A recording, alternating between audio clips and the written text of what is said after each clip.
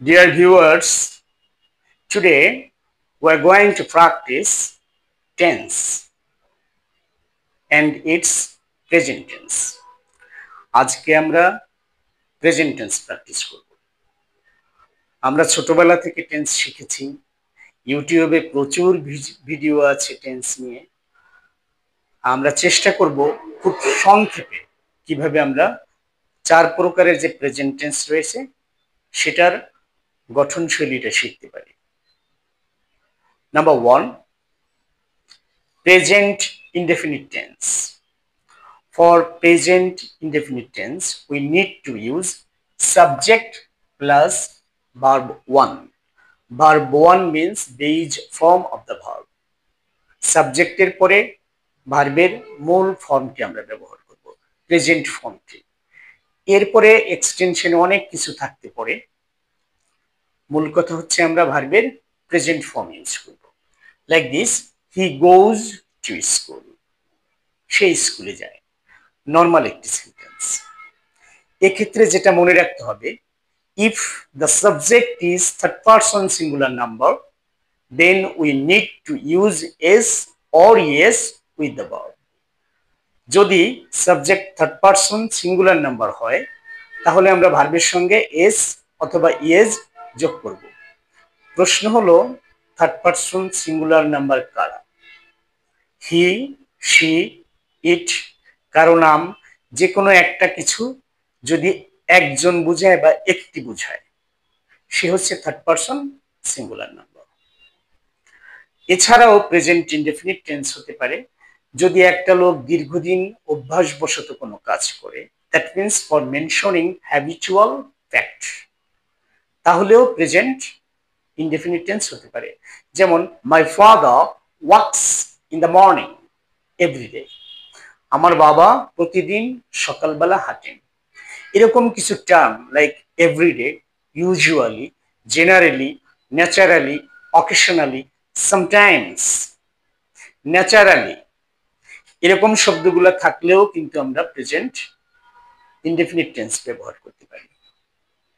এছাড়াও চিরন্তন সত্য যদি বোঝায়, যেটাকে আমরা বলে থাকি ইউনিভার্সাল ট্রুথ, যেমন the sun rises in the east, the sun sets in the West, everyone faces death, সবাই মৃত্যুর মুখোমুখি হয়, তাহলে আমরা প্রেজেন্ট ইনডেফিনিট টেন্স ব্যবহার করতে পারি।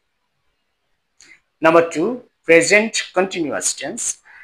সাবজেক্ট প্লাস এম অথবা ইজ অথবা are plus ING with the verb. সাবজেক্টের পরে সাবজেক্ট অনুযায়ী এম, ইজ, আর এবং ভার্বের সঙ্গে ING.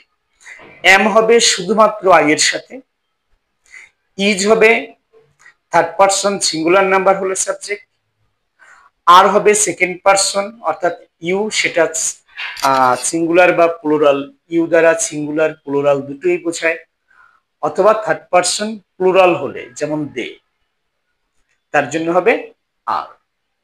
Normally let's see a sentence, they are playing cricket, তারা ক্রিকেট খেলছে। ঠিক তেমনি যদি বলতে চাই সে বই পড়ছে, হি ইজ রিডিং বুক। আমি ইংরেজি শেখাচ্ছি অথবা পড়াচ্ছি, I am teaching English, like this. আরেকটি বিষয়, যদি আমরা একটি সেন্টেন্সে নাও অথবা এট দিস মোমেন্ট পাই, আমার আগের একটি ভিডিও আছে সেটাতে বলেছি আমি, if we have now or at this moment in any sentence, then we may use present continuous tense. Number 3, present perfect. Subject have or has and verb 3. সাবজেক্টের পরে subject অনুযায়ী হ্যাভ অথবা হ্যাজ এবং ভার্বের পাস্ট পার্টিসিপল ফর্ম। হ্যাজ হবে শুধুমাত্র third person singular নাম্বারের জন্য, অর্থাৎ if the subject is third person singular number, only then we need to use has. For other subjects we must use have, অন্য সাবজেক্টের জন্য have. You have finished your work, তুমি তোমার কাজ শেষ করেছো। You have finished your work, have plus verb three. সে একটি চিঠি লিখেছে।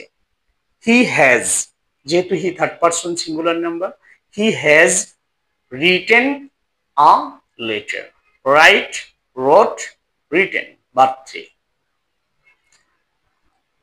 আমরা কিছু কিছু শব্দ যেমন রিসেন্টলি পেলে, অলরেডি পেলে, ইয়েট পেলে, জাস্ট নাও পেলে তখনও আমরা প্রেজেন্ট পারফেক্ট টেন্স ইউজ করে থাকি। প্রেজেন্ট পারফেক্ট কন্টিনিউয়াস,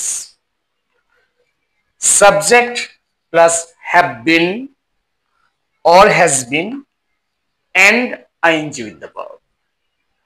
সাবজেক্টের পরে হ্যাভ বিন অথবা হ্যাজ বিন এবং ভার্বের সঙ্গে ing with the verb।